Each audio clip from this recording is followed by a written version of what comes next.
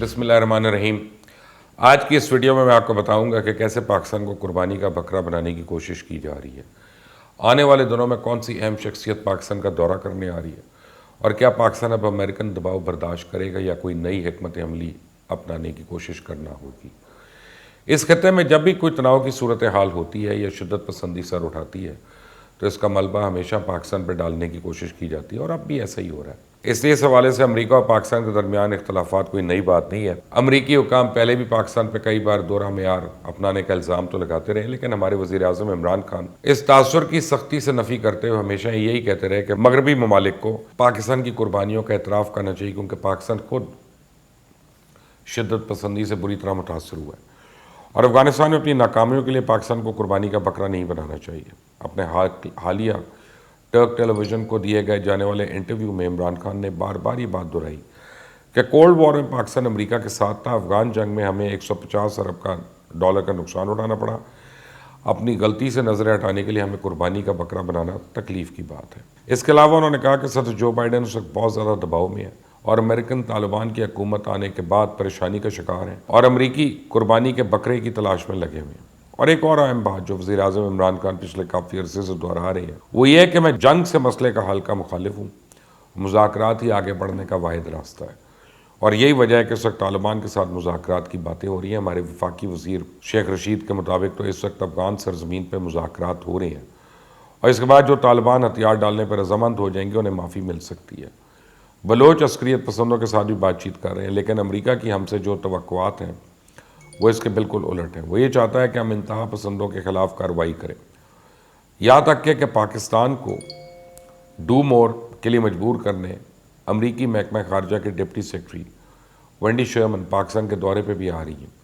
وہ 7 اور 8 اکتوبر کو اسلام آباد میں پاکستانی حکام سے اہم ملاقاتیں کریں گی، جو بائیڈن کے صدر بننے اور افغانستان میں طالبان کی حکومت کے قیام کے بعد کسی بھی امریکی عہدیدار کا یہ اسلام آباد کا پہلا دورہ ہوگا۔ وینڈی شرمن اپنے اس طویل دورے کے لیے امریکہ سے نکل چکی ہیں، اور اس سلسلے میں وہ ابھی سوئٹزرلینڈ میں ہیں۔ اس کے علاوہ انہوں نے ہندوستان اور ازبکستان کا بھی دورہ کرنا ہے، جبکہ پاکستان پہنچنے سے پہلے ہی صحافیوں سے بات چیت کے دوران وہ ہمیں سنا چکی ہیں کہ امریکی دہشت گردی کے خلاف پاکستان کے ساتھ ایک مضبوط شراکت داری کا خواہش مند ہے، اور ہم تمام عسکریت پسند اور دہشت گردوں کے خلاف بلا امتیاز تسلسل کے ساتھ کارروائی کی توقع کرتے ہیں۔ ویسے تو انہوں نے پاکستان کے موقف کا بھی اعتراف کیا کہ دہشت گردی سے پاکستان کا بھی نقصان ہوا، ہمارے دونوں ممالک دہشت گردی کی لعنت سے بری طرح متاثر ہوئے ہیں، اور ہم تمام علاقائی اور بین الاقوامی دہشت گردی کے خطرات کے خاتمے کے لیے تعاون کی کوششوں کے منتظر ہیں۔ مطلب ہماری تعریف کے ساتھ ساتھ ہمیں آنکھیں بھی دکھائی جا رہی ہیں۔ اور کچھ دن پہلے امریکن سینٹ میں جو بل پیش ہوا تھا وہ بھی آپ کو یاد ہوگا نا، کہ پاکستان کے خلاف پابندیاں بھی لگائی جا سکتی ہیں، تو اس وقت امریکہ ہر لحاظ سے ہم پہ پریشر ڈال رہا ہے۔ اب میں آپ کو بتاتا ہوں اس کے پیچھے ایجنڈا کیا ہے۔ دراصل امریکہ افغانستان سے تو نکل گیا، لیکن جانے سے پہلے سے سوچا تھا کہ افغان فوج جس کو ہم ٹرین کر رہے ہیں، اور افغان حکومت جس کو ہم اتنے سالوں تک پالتے رہے، تو یہاں تک جانے کے بعد بھی ہم اس فوج اور حکومت کے ذریعے افغانستان میں اپنا تسلسل ایک برقرار رکھیں گے۔ یہاں سے ان فوجوں کے ذریعے انہیں ہر طرح کی جاسوسی ہوتی رہے گی، لیکن امریکہ کے نکلتے ہی معاملہ الٹ ہو گیا۔ وہ فوج بھی ڈھیر ہو گئی، حکومتی عہدیداران بھی فرار ہو گئے، تمام جاسوسی اڈے بھی بند ہو گئے۔ یہاں تک حالات ہو گئے کہ صرف امریکہ ہی نہیں، امریکہ کے چمچے انڈیا کو بھی دم دبا کر بھاگنا پڑا، تو امریکہ کا انڈیا والا بھی راستہ بند ہو گیا۔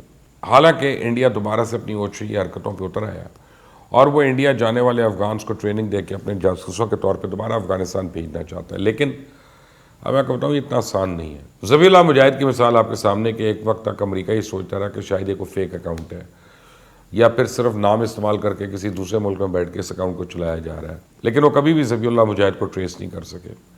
امریکہ جو کہ سپر پاور تھا، وہ 20 سال میں اگر طالبان کو کنٹرول نہیں کر سکا تو انڈیا کس کھیت کی مولی ہے۔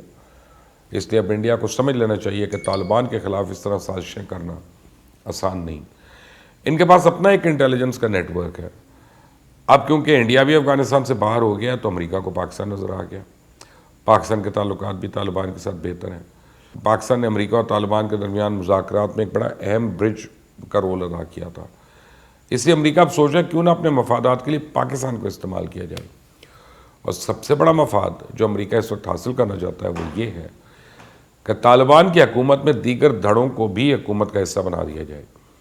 یہی وجہ ہے کہ اب تک امریکہ طالبان کی حکومت کو تسلیم نہیں کر رہا. اس کا سیدھا مقصد یہ ہے کہ طالبان کی حکومت زیادہ طاقتور نہ ہو سکے. اور ظاہری بات ہے جب کئی گروپس مل کر مخلوط حکومت بنائیں گے تو طالبان اپنے نظریات کو اس طرح تو لاگو نہیں کر سکیں گے جو وہ کرنا چاہتے ہیں. وہ اپنی اندرونی لڑائیوں میں ہی الجھے رہیں گے. اس کے بعد امریکہ کہہ سکے گا دیکھا ہم نے 20 سال تک جو جنگ کی وہ بالکل ٹھیک تھی, طالبان تو امن پسند لوگ ہی نہیں ہیں.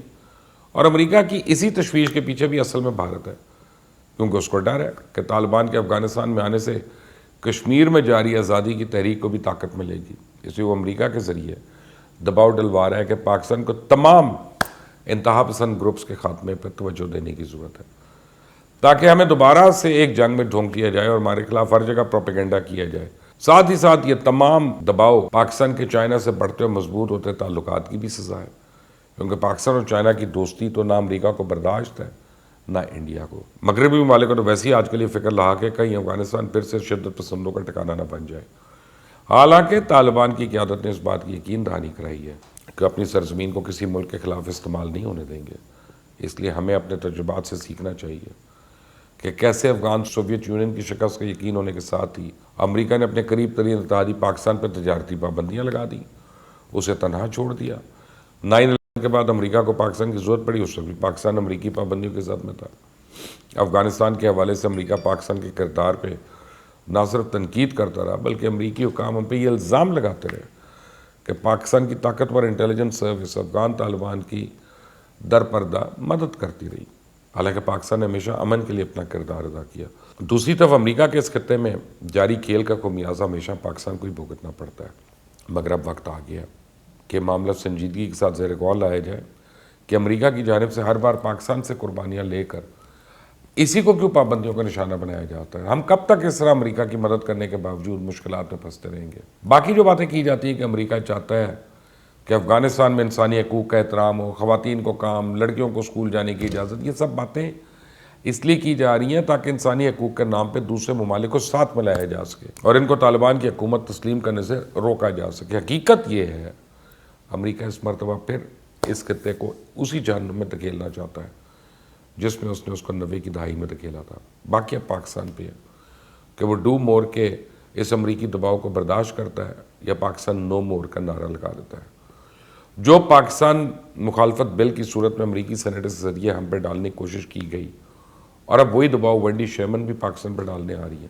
ہمارے ملک کے اندر جو اندرونی معاملات ہیں اور پاکستان معاشی طور پہ جتنا کمزور ہو چکا ہے تو ہمیں بھی فیصلہ کرنا ہوگا, بڑا محتاط رہ کے کرنا ہوگا.